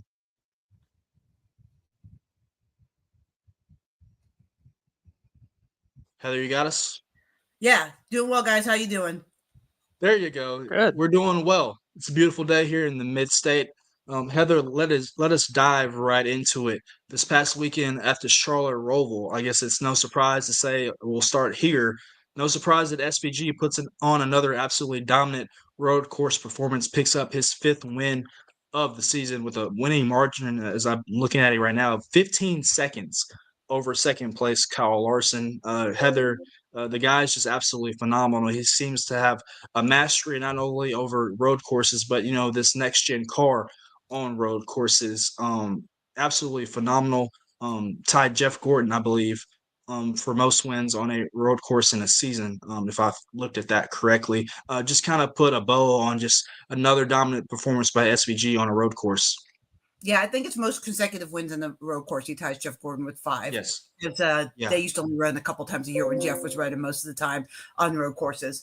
Definitely the best road course racer in the garage area right now, though I do believe at a place like the Roval that folks are catching him. I had the chance earlier this week to talk to Christopher Bell, who was up there racing for quite some time with SVG. And I asked him that, and he said, well, there's a lot that goes into it. The Roval is half an oval. But he also intimated that the 14-second victory margin is a little bit artificial because once SVG got out front on older tires, everybody else pitted. And everybody else pitted so that if they had a restart, they would have fresher tires because on the short runs, particularly Larson and Bell were every bit as good as SVG. It was on those long runs that nobody could catch him. So they knew they were going to catch him if it stayed green. So they all pitted to get tires in case it didn't stay green. They might have a chance to overtake him with the fresher set of Goodyear. So, yes, he's the man. I'm not taking anything from him for sure. But I think, I had a feeling going into the day that a playoff driver might be able to get him on the Roval. And I think if there is any place that someone does catch him, it will be at the Roval because of the unique situation. It's not quite as technical as some of the other road courses or parts of the infield that are technical, but it's not quite as technical because it has 2 times where they go out on the big track and you're wide open and it's an oval. So, yeah, I think it's going to be interesting to see. I think that the next time we go to the Roval, SVG may not win, but then again, he probably will win on an oval sooner rather than later. So that still makes him dangerous. Absolutely. And, he absolutely dominated this past weekend. And, there was a race within the race. Obviously, there's a race to win the race, per se, and capture the checker flag. There's also the race for the last playoff spot to advance to the round of 8. Joey Logano snatches that in the last closing laps over Ross Chastain, who did like another one of those Hail Mary moves into the final turn, takes out Denny Hamlin and, takes it backwards across the start-finish line. But I want to, ask you about Ross first, Heather, but then secondly, to ask you about Joey. It just seems like, he always finds a way in these moments to advance and just, continue his momentum and, creep, I guess, closer towards that championship race, which we all have kind of admitted that, Phoenix suits Penske and Ford. And it seems like Joey Logano, he's a multi-time champion for a reason. He finds a way in these moments to advance to the next round. Yeah, as far as Ross goes, he was the first one to admit, as did Bubba and Tyler Reddick, really, that they just weren't good enough in the previous 2 races to advance. It wasn't just about that last lap desperation move. Ross did some things during the race. His team did some things during the race that put him in a bad position to begin with, or he's not trying to have to make that move because he had worked his way ahead of Joey in the standings in the middle of the race, and then made some mistakes and dropped back. A pit road penalty particularly was hurt him a lot.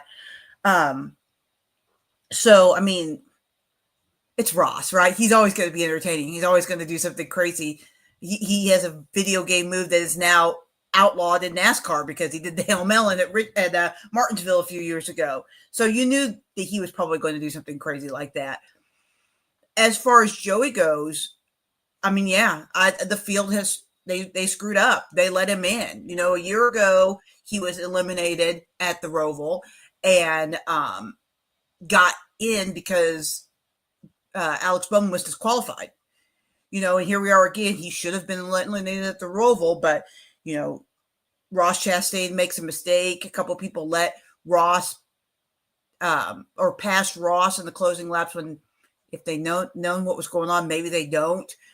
But the field made a mistake, and here's Joey. And now these next set of tracks are made for Penske and Joey. Martinsville, Joey and Ryan both have been extraordinarily successful at Martinsville, particularly in the fall when they've needed to advance. And you talked about Phoenix and their success there. So, yeah, I think that the field would have had a better chance had they not let Joey in. But now they have let Joey in. You can't let him jump from last place and get into the championship 4. Like, you can't do what they did last year after this. And last year they went to Homestead. This year we're going to Phoenix, but you can't let him go out this weekend and win and punch his ticket to the championship, because really he's going to have to win or have 3 extraordinary races to get to the championship. You just can't let that happen. If you're the rest of the field. Absolutely. Joey, you absolutely want that to happen, but Yeah, absolutely. You mentioned just the upcoming races coming up on the schedule. 3 races in the round of 8 before we head to Phoenix for the championship. 3 completely different racetracks this weekend. We'll go to Las Vegas Motor Speedway around a mile and a half. We'll then go to Talladega here down there in Alabama, a super speedway on a 2.5-mile track, and then to Martinsville, Virginia for the paperclip and a 0.5-mile track. 3 completely different styles of racing. Looking at the standings, obviously Christopher Bell, Chase Elliott, Chase Briscoe, and Joey Logano are on the outside looking in of the 4 drivers that will currently be projected to make the championship 4. Those 4 will be Denny Hamlin, Ryan Blaney, Kyle Larson, and William Byron. Heather, when you get to this point of the rounds, it's hard to choose guys because all these guys are absolutely phenomenal, have had really good seasons. So when you're looking at this 8 and the tracks ahead, who are some guys that you think can, win and potentially, punch their ticket to the Final 4? Well, I think when you look at Vegas, the Fords and the the Fords and the Toyotas have been particularly good there. So, you look at Joey and you look at Ryan Blaney, and then you look at Denny Hamlin and Christopher Bell and Chase Briscoe, and you think that those guys probably have the upper hand this weekend. You look at Talladega, I mean, Cody Ware could win Talladega. I mean, there's just no telling what's going to happen there. And so I think it's really important for drivers to have a really good race this weekend because of the unpredictability of Talladega. But guys that have traditionally done well at Talladega, again, Blaney is very good. I mean, I think this is a great round for Brent Blaney because, Vegas is probably his weakest track. He's won at Talladega. He's won multiple times at Martinsville. So, and Martinsville, Denny was really strong there in the spring, but he hasn't necessarily been that great in the fall there. It's been Christopher Bell, it's been William Byron, it's been Joey Logano and Ryan Blaney recently at that track. Although in the fall, William Byron, again, much like Denny Hamlin, has not been very good there. If he had been, we probably wouldn't have had the drama we had between him and Seed Bell a year ago. So, I mean, I think you're probably looking at both Penske cars, maybe a couple of Gibbs cars. I think the Hendrick cars are the ones that probably have more concern because I don't know that track-wise this is a great set of tracks for them. But I didn't think that the Slash run was a great set of tracks for them. And then Chase Elliott out of nowhere goes out and wins Kansas. So you never know what's going to happen. But I would say that just based on history, this round bodes well for the Penske and the Gibbs cars. Yeah, absolutely, Heather. And then one more question before I pass the baton over to Calvin, who's dying to talk to you about some ETSU. There was some news last week for a non-playoff driver and a future Cup Series driver. Obviously, it was announced that Kyle Busch's crew chief, Randall Burnett, will not be returning to RCR next year, and he will be moving over to Trackhouse Racing, where he will captain the machine that will be handed over to Connor Zilic, who will fill in for Daniel Suarez, who exits. Just give me your thought process on both ends. Obviously, Kyle Busch will be searching for a new crew chief next year, and then obviously, what is the fit like for Randall, who takes over for Connor Zilic, who is one of the young guns and up-and-coming stars in NASCAR? I think it's a good move. I think it's a good move for Trackhouse and for Randall Burnett. Randall Burnett was the crew chief that brought Tyler Reddick into the Cup Series. So he's worked with young and upcoming high-ceiling drivers. Did a really good job with Reddick. They were easily the most successful driver that Richard Childress Racing has had in the last probably 20 years when they were hooked up together. So I think that that's a good move. I think it'll be good for Connor. I think that that's the kind of driver that Randall Burnett excels with. I think he's a good coach as a crew chief. So I think that's going to be good for them for sure. I think Connor Zilic he and Corey Heim are certified stars in the making. If they can get in the right situation with the right crew chief, I think you're looking at can't miss. I think Randall Burnett could be that guy. We'll see what the chemistry is like personality wise, because that is every bit as important too. But on paper, this looks like a really good decision. Heather, moving over to ETSU now. They fell 31-22 on the road to Furman this past Saturday. Don't know how much you actually got to see of this one, but if you did, just kind of let me know what you thought about the Bucks this past week. I saw none of it because I was at qualifying in Charlotte when the game was going on. I was following along online, and I was actually stunned that they lost. Like I was following, went to do some interviews, came back, and I was like, oh, what happened? And the talent is there. The inability to close out games is a huge concern for this team because they have, and that being said, other than the Tennessee game aside, which is a completely different animal, they're in every game. Like they have the ability to win these games. They have the talent to compete with these teams. What's going on between their ears and why they're not able to close these games out is what the team has to figure out if they want to find any success the rest of the season. Now, granted, they have played two of the tougher teams in the league to start league play. They get VMI this week. Hopefully, they should be able to take care of VMI. But when you lose games like that, and they've lost 3 of them now this way, it does start to get in your head. It does start to become a mental thing. And that's my biggest concern for this team is that they don't lose games between the ears because of how this season has gone so far. And to your point, they led 15-7 at halftime, but they were outscored 24-7 in the second half.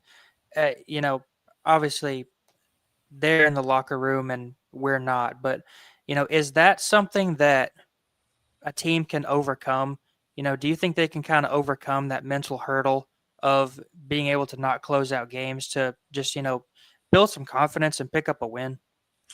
That's the big question this week. This team should, as many former FBS players that are in that locker room and as many high-level FCS players that are in that locker room. This is a team that had huge expectations because there's a lot of talent that came into the program. So they should, a team at that level should be able to get past that. Can they? I guess we'll find out. VMI is a game that they should win pretty easily, if we're being honest, based on talent. If they don't, then yeah, there's a huge problem. And, we've talked about over the last couple of weeks, Jacoby Criswell was back this week, but, neither him nor Cade McNamara had a very good game. Jacoby Criswell, 7 for 14, 100 yards, and an interception. Cade McNamara, just 2 for 7 for 11 yards. Was, obviously we've talked about how he's been hurt over the last couple of weeks, but, is this something that Will Healy is just kind of monitoring and trying to gradually integrate Jacoby Criswell back into the game plan, or is it still him trying to, use both quarterbacks as much as he can to try and gain an advantage? I was not at the press conference this week, so I don't know what his answer was to that, but his answer in the past has been, we're going to use our quarterbacks like we use our running backs and our receivers, and we're going to use them situationally. And I feel like he's really committed to that. Honestly, following along before I had to leave, before they just totally puked the game in the second half, Criswell actually came out it looked pretty good. I think he completed the first 5 or 6 passes that he made and got off to a really good start. So I don't think injury or anything is a concern for him at this point, just based on the way he started.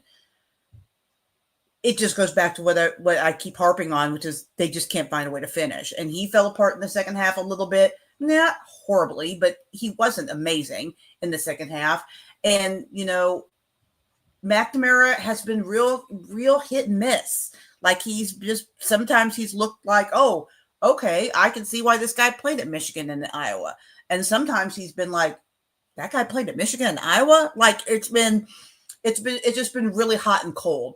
And that's a huge problem because those two players, and not financially, because ETSU does not have a lot of NIL money. They did not pay a lot of money to get either one of these players. But the commitment that they made and the sacrifices they made at other positions, when you take two guys like that, they should be performing at a higher level. They just should. I mean, you got a quarterback that started at Michigan and you got one that started at North Carolina. This team should be winning. Yeah, absolutely. Heather, I have to imagine you are a big Mariners fan this afternoon. Obviously, the Tigers eliminated the Guardians last week. The Mariners looking to do the same against the Tigers right now in Game 4 of their ALDS series. The Mariners are up 3-0 in the bottom of the fifth, an elimination game for Detroit. So I would imagine if we saw you, you would have a smile on your face at that score right now. I mean, sure. I know. Honestly, it's really hard for me to care when it's not the Royals. My grandfather, God rest his soul, was a Cubs fan. That's probably who I am pulling for at this point, but I know they're not in a great situation either. So I just have cursed all the baseball teams that I follow. So I'm certainly not gonna say anything about the Mariners because the Tigers will come back and score 9 in the ninth inning or something. So I'll just say I'm watching as a not anyone but the Yankees is pretty much going to be my philosophy in the postseason. I would agree with you there, and for us, it's the Dodgers and the Phillies irk me, and it just so happens that they're in a series together, so one of them has to win. So I guess it'll be the lesser of two evils. But Heather, we appreciate you joining us via the phone. We hope you have a good rest of the week, and we look forward to catching up with you real soon. Yeah, and just want to point out there was some breaking NASCAR news. You guys were running and probably didn't see it, but they announced that they're going to be increasing the horsepower on the cars next year on the short tracks and the road courses at 750 horsepower. I know a lot of NASCAR fans are really pulling for that and vocally wanting that to happen, and so that's going to happen. They're going to have more horsepower next year. That's huge because hopefully it can promote more passing, which has been an issue on short tracks and road courses, really, as we saw this past weekend with SVG obviously just dominating. So that is very welcome news, to say the least. Yeah, and we're going to talk about that more next week if you want. I just wanted to get that in there because it literally just happened like 20 minutes ago. Absolutely. We appreciate you breaking the news here. We'll talk about it more with you next week, Heather. Have a good rest of your week. Thanks, guys. Coming up here on the show as we close out a Wild and Wacky Wednesday here on Main Street Sports Today, presented by the Tennessee Orthopedic Alliance of Columbia. Calvin, just look at his face. He's ready to go. He searched the web. He's dug in all the nooks and the crannies. He's ready to deliver you the wildest and wackiest stories from across the globe. We'll do that next here, around at the show here on Main Street Sports Today. So stick with us.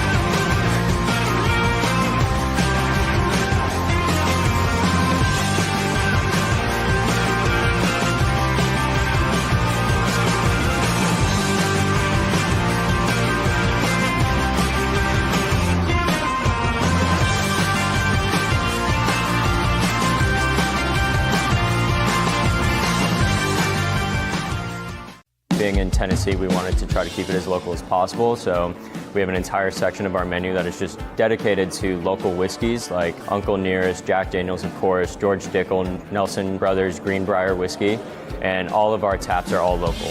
From 2 o'clock until midnight, we've got food every day for you guys. A good handful of appetizers, some entrees, and a couple salads and things like that. My name is Ethan Kanata. Please come down and see us at the Pick Lobby Bar here at the Omni in Nashville.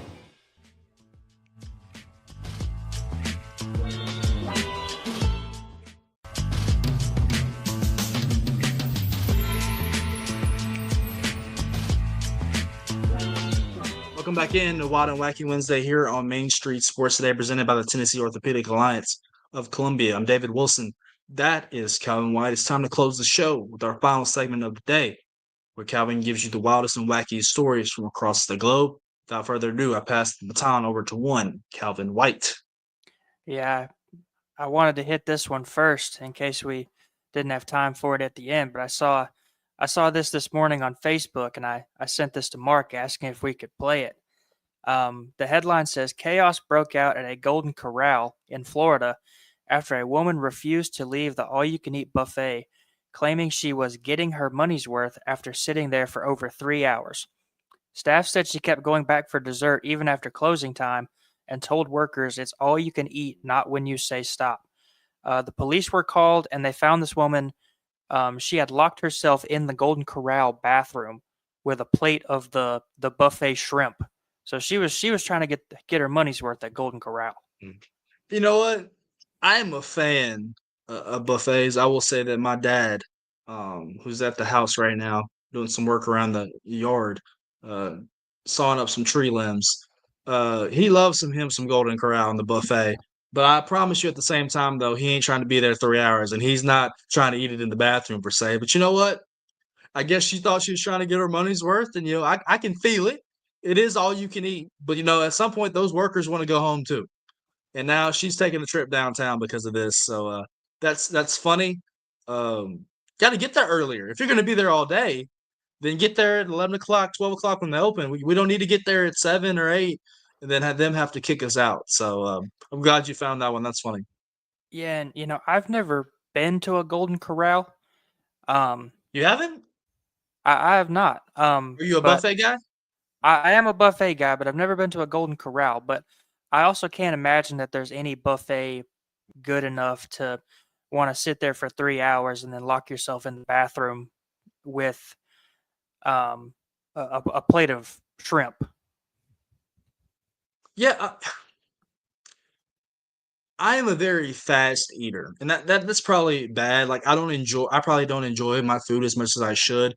But like my thing is this at buffets, I struggle because I don't know like the proper portions to give myself. I think I always like give myself too little because every time I walk away from a buffet, this sounds crazy because it's all you can eat and literally you can eat until you drop. But I never feel like I eat as much because I don't know how to portion the food for myself. And there's obviously some foods that I don't touch. I think my routine, Calvin, is normally when I go to a buffet, I start with the salad. Start with the salad, and then you work your way up to obviously your bigger meal, your main course, and then you can. I'm not an ice cream guy. I mean, I'll eat some ice cream. I do like me some pecan pie. But I think that's the normal route you take. But for me, I never just portion it well enough where I can eat all the food and know what I want. So that's my thoughts on buffets. I love buffets. Um, you got my there's a buffet in Columbia called Farmer's Family Restaurant, and I dig me some Farmer's Family Restaurant. So that's on my mind right now for sure. Their salad bar is 10 out of 10. Yeah, when I was growing up in Lebanon, there was a buffet called Ryan's. I don't know if it's a chain or if it was Oh, a Ryan's one-off. used to be a great thing, and they've all like since closed. Yeah, and the But one in Lebanon, yeah, I what? don't know if all of them did it, but if you were under like 10 years old, you got in for free. And so Mhm. my brother did not hit his growth spurt until he was, like 14 or 15. And so Oh, so they thought he was 9. my brother was 12 and 13 looking like he was 8, 9, 10 years old. So my mom and dad would sneak him into the buffet and get him in for free.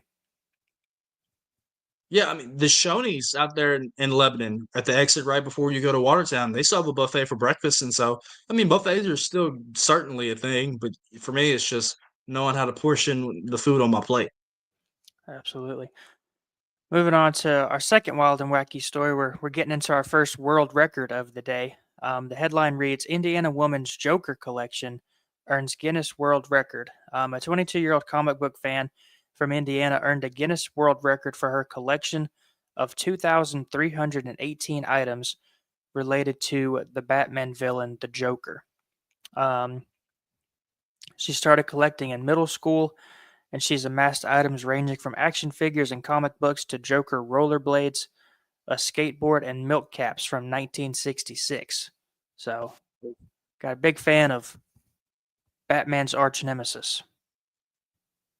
That is funny you brought that up. I watched a movie yesterday on Netflix, that had Heath Ledger in it, and it just made me think of his role, obviously in the Batman movies as the Joker, as that character right there.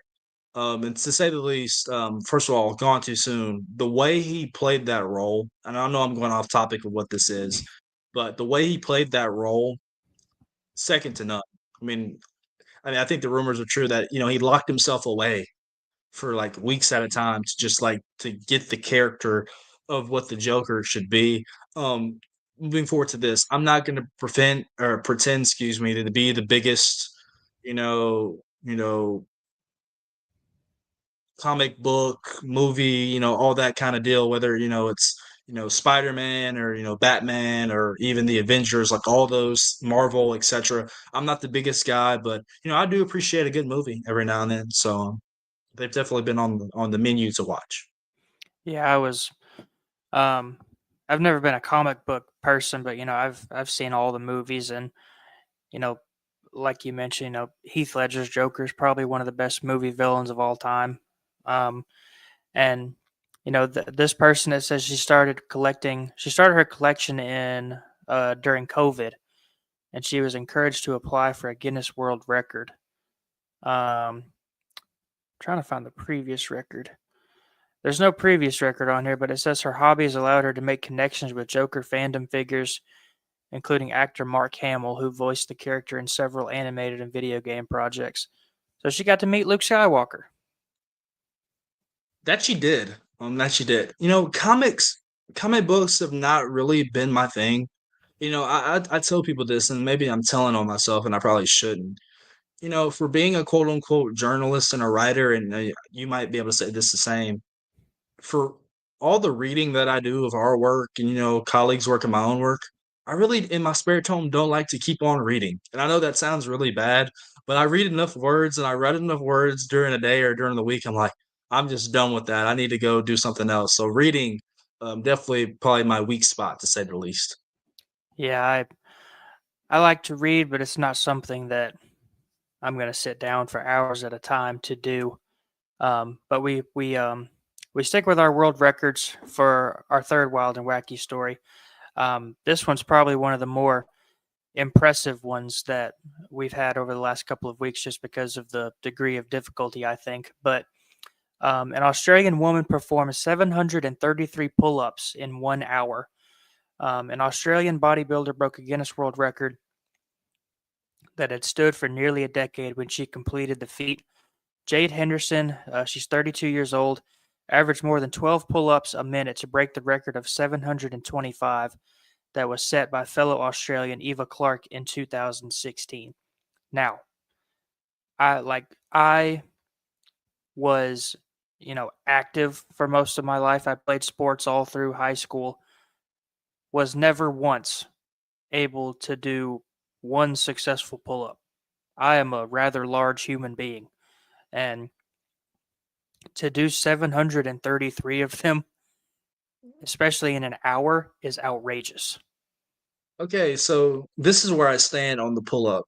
Are we talking like this? Are we talking like 'cause if we're doing like this? I can do those. And I'm not saying I can do that many, but it's easier for me to go here than up than out here and then up. Pull if that makes sense. She's out here, Yeah. which is absolutely, and I'm not trying to flex on anybody by the way, but like she's out here, and that's pretty impressive. I mean, if you look at her, I mean the lady is yoked. She's jacked. Yoked is the right word. She's very jacked, and so I can see God, my muscles will be aching at 2 or 3 or 4 or 5, let alone 700 of them things. So she can have that one. It's definitely impressive. I wonder, does it say how many she did at one time and then took a break? Um, let's see. It says that she was preparing to go for the 24-hour version of the record, but Okay. she had an injury. She says she did 3,500. I can imagine. I can imagine. Yeah. It says she did 3,500 pull-ups in 12 hours, and then she tore her bicep. She had a partial tear of her bicep tendon and muscle and had to rest for about 6 weeks before she was able to do pull-ups again. She said she didn't have a set number that she was aiming for. She says, I knew it was going to be tough to beat the previous record of 725, so I was just aiming to get a couple more reps than that. It doesn't say how many she did consecutively before stopping, but it broke it down earlier. That's an average of 12 pull-ups a minute. So pretty impressive either way you look at it. Yeah, that's nuts, and I can understand why she tore her bicep. I mean, that look at the stress that you're putting on that body part as you go up and down, and the wear and tear, and her physically to be able to keep going. I can definitely understand why that occurred. So glad that she healed from it. and that she was able to get back on the bar at some point, but she can have that record. That's not one that I will attempt. Like I said, I can go here, I can go up there, but out here, that's a struggle. And the Yeah. blisters that you would get on your hands as well. That's she's wearing gloves, so I guess the case. I'm used to, when we go work out back in the day as an athlete, they didn't give us gloves. You just go up there and you do it. We were lucky if we were, lifting, we got the chalk and we could put it on our hands, but no gloves Yeah. back in the day Yeah, for us. that's a record she can keep. But our next wild and wacky story is one that producer Mark said was his favorite of today. A water skiing squirrel delights crowds at North Carolina Fair. The Carolina Classic Fair in Winston-Salem is pulling in large crowds with a talented headlining performer, Twiggy the water skiing squirrel.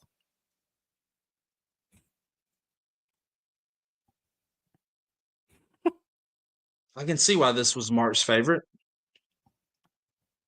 Yeah, Did we domesticate this? Is the squirrel just? I mean, he's a pet now. Like, it says hence the why he does this. says the talented squirrel is not the first to bear the name and skill set. The first Twiggy was adopted by Lou Ann Best and her husband Chuck when Hurricane David knocked the baby squirrel out of its nest in Central Florida in 1979. Best trained a total 8 water skiing squirrels before retiring. The latest squirrel to carry the Twiggy torch tours the country with her son, Chuck Best Jr. So she's taught 8 squirrels how to water ski. I also don't know why it has a life jacket on. I'm pretty sure squirrels can swim, right? I mean, I'm gonna be honest with you. I wouldn't know. I wouldn't know. It's not something I've seen before, but apparently she has, and she has a talent for training them for sure. So Squirrels can swim, according to my Google box. Google, can they be trusted? Can AI be trusted? I put it in Google. I don't trust the AI. Okay. But Okay. I mean, I also don't know how you go about training the squirrel to do this, like getting it to stand on the skis and hold on to the thing right there. Yeah, for sure. For sure. Gonna get to That's what. Go ahead. No, that's fine. Go ahead. We're gonna get to our final wild and wacky story of the day. Probably our weirdest. I guess that's the point. Our weirdest world record yet. Serial record breaker prepares to take on her own Just Dance title. A California woman used her love of dance-based video games to break several world records, including the overall longest video game marathon ever, and she's preparing to attempt it again. This woman named Carrie Swedecki is a 4th grade teacher. She has a bunch of records. I'm trying to find it. She ended up setting the Guinness World Record for the longest video game marathon playing a Just Dance game. Longest video game marathon playing a rhythm game. Longest video game marathon on a motion sensing dance game. And the longest video game marathon playing a dance game. She used Just Dance 2015 to set the record for the longest video game marathon ever at 138 hours and 34 seconds. So she played Just Dance for 138 hours consecutively. I need to go to bed. I need to sleep, and I can't surely be active that long. Goodness gracious. It's a lot of movement, it's a lot of Just Dance. Yeah, she definitely got her steps in. So she was training Good. she was training 45 hours a week and completed 2 practice 120-hour marathons. So she did this multiple times. That's nuts. That's nuts. I guess that's a good one to close on because it left us kind of both speechless to say the least. Is that it? That'll do it? That's it. All right, y'all. That'll do it here on a Wild and Wacky Wednesday here on Main Street Sports Today, presented by the Tennessee Orthopedic Alliance of Columbia. Special thanks to Heather Williams and Drew Hill for stopping by to talk a little NASCAR and a little Grizzlies ahead of the upcoming season. Tomorrow afternoon, it's Maurice Patton back in the seat with myself on a Throwback Thursday and a little Coach's Corner as well. I think the Throwback Thursday segment will be our interview last week with Jeff Fisher of the Nashville Cats. Be looking forward to hearing that. Alvin's done for the week. He's got high school football on the docket not only on Thursday but on Friday, right? Yep. I'll be at Clarksville, Shelbyville tomorrow, and East Robertson, Houston County on Friday. There you go. That's where he will be. You can follow him on X at Calvin White 55. I'll be back here tomorrow. See you then. Have a good evening.